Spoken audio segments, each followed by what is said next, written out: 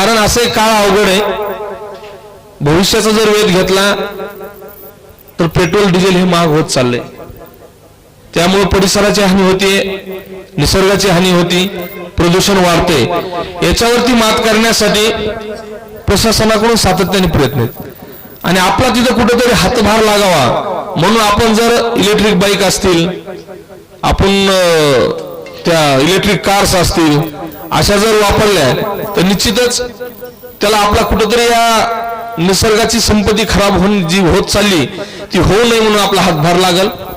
तर मी परिसरातील सर्व लोकांना आवाहन करीन, माझ्या मताने मी ज्या दिवशी गाडी उतरत होती साहेब, मी त्या दिवशी आलतो स्वतः, काहीतरी 45-47 हजार रुपये असे काहीतरी रेट आहेत साहेब। मी एक सायकल आणली आता पाठीमागं, मग ते ढोरी वाढली म्हणून चालायसाठी, बाप्पा 18,500 रुपये लागले। 8 दिवस चालली पुन्हा ती एक मित्र माझा घेऊन मी गेला।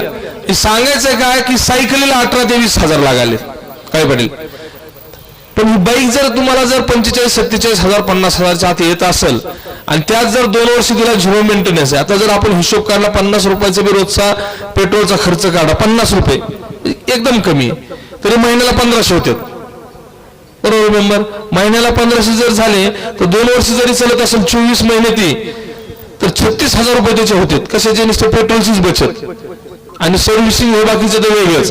त्यामुळे आपल्यासारख्याला घ्यायला काय हरतीचे पैसे फिटत आहेत 2 वर्ष जवळजवळ त्या गाडीची सर्व्हिसिंगचा याचा जर हिशोब लावला तर, म्हणून काय अशी महागडी गोष्ट नाही। आणि साहेब अशा पॉईंटला तुमचं शोरूम झालंय की काय अडचणीचे भाग नाहीत, पैशावाले लोक आहेत आमच्याकडे, म्हणजे किमान ही गाडी घेऊ शकते